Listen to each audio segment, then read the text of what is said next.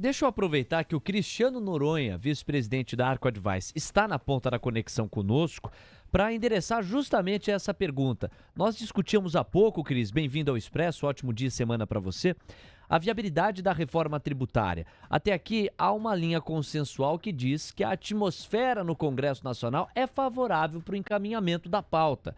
A questão que se coloca é: que pauta é essa? Quer dizer, qual reforma tributária será a endereçada?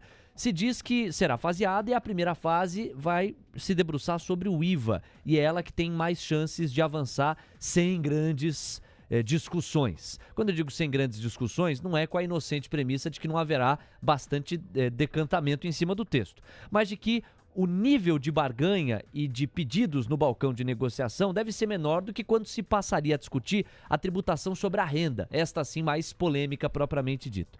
É por aí? Qual que é o balanço que você pode fazer até esta altura, Cris? Bem-vindo. Bom dia, Léo. De fato, Léo, a gente percebe uma onda positiva, né, a favor da reforma tributária. Essa, junto com a âncora fiscal, os dois principais temas do atual governo, né? A reforma tributária ela permeou também todo o governo do ex-presidente Jair Bolsonaro. Ele tinha uma forma de fazer essa reforma diferente, né? Era justamente essa questão faseada. O governo começou por uma reforma no imposto de renda, PIS e COFINS, mandou lá criando, tentando unificar, federalizar, unificar esses dois impostos. A Câmara chegou a aprovar, foi para o Senado e lá parou. Então, agora, esse novo governo, ele tenta fazer um caminho dando preferência, não a esse projeto de lei que saiu da Câmara, que foi aprovado pela Câmara e está lá no Senado, mas sim pelas emendas constitucionais. O governo tem um cronograma, Léo, bastante otimista em relação a essa reforma, acha que consegue aprovar isso até o meio do ano. Eu acho muito otimismo, porque o problema da reforma tributária é que, no geral, todo mundo é favorável, reconhece, não, nosso sistema é confuso, precisamos avançar e tudo mais. O problema é quando a gente vai descendo aos detalhes, aí é que o bicho pega, né? E aí que os entraves vão acontecendo. Quando o presidente Lula foi eleito presidente pela primeira vez, lá em 2002, ele chegou a encaminhar a reforma tributária dele em abril de 2003 ao Congresso Nacional. Só foi aprovado lá em dezembro e, mesmo assim, uma reforma muito tímida. Portanto, eu acho que, de fato, a gente tem um cenário favorável, mas se a gente sair e efetivamente tiver uma reforma aprovada, eu acredito que isso só sai no último trimestre do ano.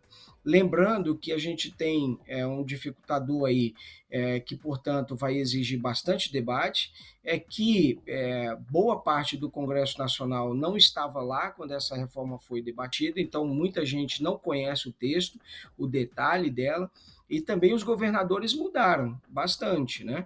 Então, ainda que tivesse sido criado um certo consenso entre os governadores da gestão passada, mas o fato é que nesse ano a gente tem uma composição, vamos dizer assim, diferente, né? E que, portanto, vai se exigir um novo esforço, um novo diálogo para tentar chegar a um consenso.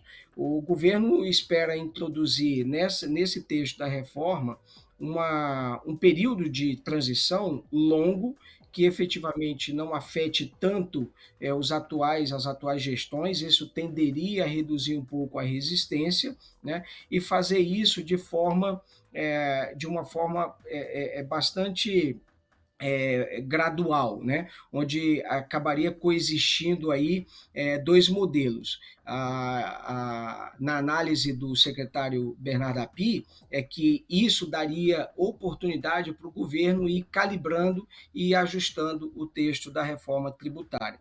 Essa semana, Léo, começa o debate das discussões no grupo de trabalho da Câmara. O Bernardo Api está previsto ir a esse grupo de trabalho da Câmara dos Deputados, e dois senadores, né, que apresentaram ali suas, Baleia Rossi também, que é o autor da proposta na Câmara, Aguinaldo Ribeiro, que é o relator da proposta na Câmara, o ex-senador Roberto Rocha também, que foi senador de uma proposta, relator de uma proposta no Senado, também deve participar, assim como Davi Alcolumbre, que também é autor de uma proposta lá no Senado.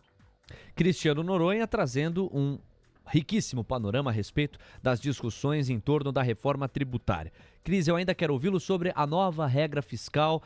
Nós tivemos apurações recentes do jornal Valor Econômico e do jornal o Globo que, ainda que reconheçam que ainda há uma discussão preliminar ou alguns ajustes que precisam ser feitos, também, de outro lado, mostram que já há algum avanço conceitual naquele texto que agora segue para o Ministério do Planejamento e depois às mãos de Lula antes de chegar no Congresso. Então eu quero ouvir sobre a sua perspectiva e o seu balanço a respeito da nova regra fiscal e em que medida ela não está condicionada a um sucesso da aprovação da reforma tributária. Antes, só apagar aqui que o Ibovespa Futuro está numa levíssima queda de 0,06%, 104.885 pontos, a moeda americana avançando 0,14%, R$ 5,236 e a curva de juros numa desidratação média de 3 pontos base em toda a sua extensão. Portanto, nós temos a curva de juros timidamente para baixo, o dólar timidamente para cima, o Ibovespa Futuro buscando direção. Acabou de virar um pouquinho e está buscando agora nas máximas intradiárias o terreno altista. Cris, o que é que você pode dizer, com base na sua apuração e na circulação de fontes que passam por você, da nova regra fiscal e de como ela tem sido recebida também no Congresso Nacional? Houve, semanas atrás, algumas menções no sentido de que o Congresso não participou, não está participando deste desenho como poderia estar. Enfim, queremos ouvi-lo. Bom, Léo, há uma expectativa de que o ministro Fernando Haddad faça a apresentação do texto também ao presidente Lula na reunião que está prevista aí para ele ter com Lula hoje, né? Então ele vai lá, além disso tem o programa Desenrola. De fato, Léo, o Congresso Nacional não conhece o texto, o governo tem dito que quer encaminhar esse texto o mais rápido possível, antes da reunião do Copom, que acontece na semana do dia 21 de março, né? E aí, justamente para tentar fazer com que o Banco Central inicie um ciclo de baixa da taxa de juros, né? Mas o fato é que esse encaminhamento, óbvio que será uma sinalização importante, o mercado aguarda isso com bastante expectativa, mas o Banco Central, a gente não sabe como é que esse texto vai sair da Câmara, vai sair do Senado Federal. O governo, a própria ministra Simone Tebet do Planejamento, diz que gostaria de ver o projeto aprovado, né, até abril, quando está se encaminhando também a LDO, vale dizer que a LDO estabelece os parâmetros para o orçamento do ano que vem, mas o fato é que dificilmente o Congresso Nacional vai aprovar uma matéria dessa tão relevante num prazo tão curto assim de tempo. Se o governo, Léo, encaminhar esse projeto, vale dizer que é um projeto de lei complementar, assim como determina a emenda constitucional que foi aprovada no ano passado.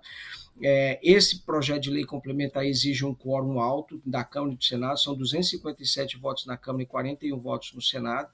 E se o governo também encaminhar esse projeto de lei complementar em regime de urgência constitucional, significa que cada casa teria 45 dias para analisar o texto. Se não fizer, o projeto passa a trancar a pauta onde ele estiver, né? Ou seja, no mínimo aí a gente pode ter algo em torno de 90 a 120 dias para que o Congresso Nacional aprove esse marco fiscal. Acho que há uma possibilidade razoável do Congresso Nacional aprovar isso até o início do recesso, vale dizer que o recesso começa no dia 18 de julho, né? Então, se efetivamente o texto for encaminhado nessa ou na próxima semana, acredito eu que há uma possibilidade do Congresso terminar isso antes do recesso do meio do ano. Agora, a gente tem visto, Léo, que esses textos que o governo tem encaminhado ao Congresso Nacional têm passado por alterações, né? Dificilmente um texto tão relevante como esse vai passar ali sem qualquer alteração, sem qualquer mudança por parte dos parlamentares. Então, vai exigir debate, o governo vai ter que fazer algumas concessões, alguns ajustes, e o Congresso Nacional sinaliza que não está disposto a aprovar uma regra que seja permissiva demais. Ou seja, esse conceito mais gastador do ponto de vista do dinheiro, com mais investimento público, não deve receber uma bênção do Congresso de maneira tão facilitada. Cris, muito obrigado, um super abraço, boa semana por aí, até a próxima segunda-feira. Até, Léo. Grande abraço. E aí, gostou desse conteúdo? Olha, de segunda a sexta, das 8h30 ao meio-dia, e muito mais ao vivo, e no YouTube do TC. Eu te espero no Expresso da Manhã. Até lá.